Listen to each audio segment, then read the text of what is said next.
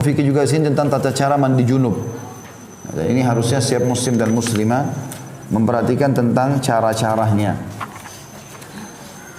Yang pertama kata beliau, orang yang mandi mencuci kedua telapak tangannya 3 kali. Ya, seperti kalau kita mau wudu, telapak tangan saja 3 kali dicuci. Ini sebagian ulama mengatakan hikmahnya adalah kemungkinan dia pada saat biologis mungkin memegang kemaluan pasangannya, mungkin menyentuh benda-benda atau haram, sesuatu yang dianggap kotor, maka dia mencucinya. Kemudian yang kedua, mencuci kemaluan dari depan dan belakang secara baik dengan menggunakan tangan kiri. Ini tentu kenapa dikatakan tangan kiri, karena Nabi SAW tidak menggunakan tangan kanan dalam cebok atau membersihkan diri. Itu dijelaskan dalam hadis Bukhari yang lain. Aisyah berkata radhiyallahu anha, Nabi SAW tidak menggunakan tangan kanan kecuali kepada hajat-hajat yang baik, dan tangan kiri beliau gunakan untuk membersihkan kemaluannya. Kemudian yang ketiga, berwudu sebagaimana wudu untuk sholat, dengan catatan tetap menjaga wudu dari perkara yang membatalkannya dan tidak menyentuh kemaluan dengan tangan manapun. Jadi artinya mencuci telapak tangan, membersihkan kemaluan sampai bersih, kita mau pakai sabun juga lebih bagus ya. Sampai udah bersih benar-benar lalu kita wudu. Kemudian setelah wudu seperti wudu sholat, yang keempat menyela-nyela rambut dengan jari-jari sebanyak 3 kali. Jadi ambil air di jari-jari kemudian disentuhkan di bagian kulit kepala sebanyak 3 kali.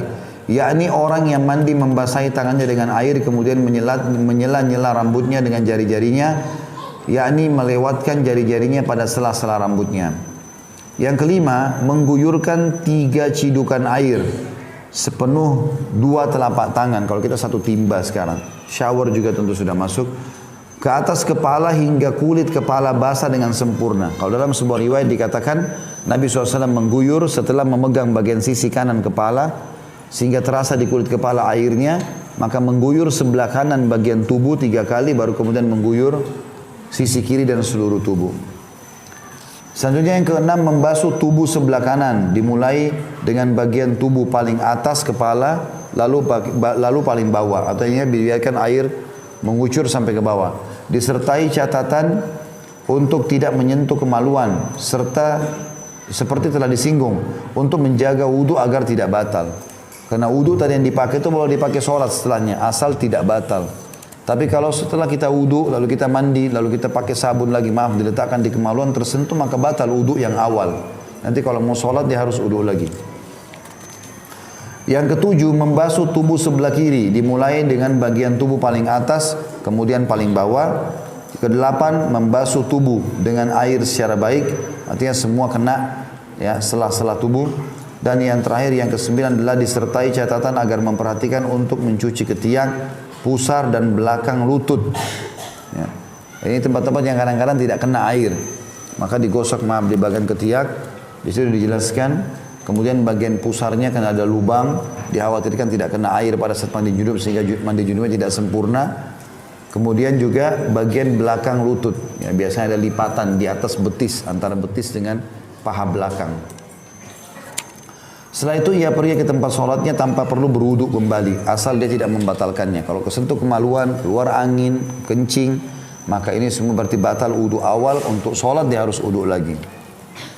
Imam Muslim meriwayatkan dalam sahihnya tentang tata cara mandi Rasulullah SAW. Idza iktasala minal janabati yabda'u fayaghsila yadayhi thumma yufrigha biyaminihi ala shimalihi fayaghsilu farjahu thumma yatawadda'u wudu'ahu lis-salah thumma ya'khudhu al-ma'a fayudkhilu asabi'ahu fi usuli asy-sya'r hatta idza ra'a an qad istabra'a hafana ala ra'si 3 hafanat thumma afadha ala sa'iri jasadihi thumma ghasala rijlaihi. Ketika mandi janabah, mula-mula beliau sallallahu alaihi wasallam mencuci kedua telapak tangannya, lalu beliau menuangkan dengan telapak kanan atau dengan tangan kanannya pada tangan kirinya, lalu mencuci kemaluan. Maksudnya Nabi SAW ambil cidukan air dengan tangan kanan ditaruh ke tangan kiri yang mencebok kemaluannya. So kita jelaskan tadi, kanan tidak boleh memegang kemaluannya. Setelah itu beliau berwudu seperti wudu untuk sholat. Kemudian mengambil air lalu memasukkan jari-jarinya pada akar-akar rambut hingga ketika merasa bahwa beliau sudah menyempurnakannya, maka beliau menciduk 3 kali cidukan dengan kedua telapak tangan untuk diguyurkan pada kepalanya. lalu mengguyur seluruh tubuhnya, lantas membasuh kedua kakinya. Tidak ada perbedaan antara laki-laki dan wanita mengenai tata cara mandi janabah. Muslim meriwayatkan dari Ummu Sulaim radhiyallahu anha, inni imra'atun ashuddu dhafra ra'si fa'anqudu li ghuslil janabah wa fi riwayat lil haidati wal janabah. Qala la, innama yakfiki an tahthiya ala ra'siki thalatha hathayat thumma tufidina alaiki al-ma' fatathurin. Aku adalah seorang wanita yang biasa mengencangkan jalinan rambutku, maksudnya menguncirnya. Apakah aku harus melepasnya kalau aku mandi janabah? Kalau ada kunciran, maka dalam satu riwayat, apakah aku harus melepasnya kalau aku dalam keadaan haid atau junub? Maka Nabi SAW menjawab, tidak perlu. Tapi cukup bagimu mengguyurkan pada kepalamu 3 kali cidukan, lalu kamu guyurkan air pada tubuhmu, maka kamu menjadi suci. Hadis ini riwayat Muslim di jilid 1 halaman 259. Jadi perlu dipahami juga ya, mandi junub ini ringan sekali. Bukan mandi yang berat seperti sering dibayangkan.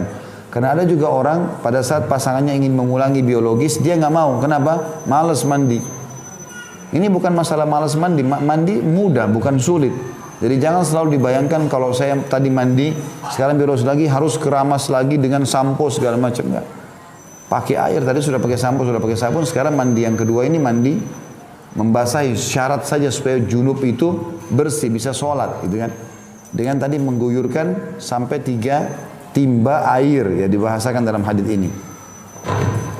Adapun tentang mandi wanita dari haid, maka para ulama berselisih mengenai kewajiban melepas jalinan rambut kepalanya atau ikatan. Namun yang sahih bahwa ia tidak wajib mengurai rambut kepalanya. Berdasarkan hadis terdahulu, dalam suatu riwayat, apakah aku mengurainya karena haid dan janabah?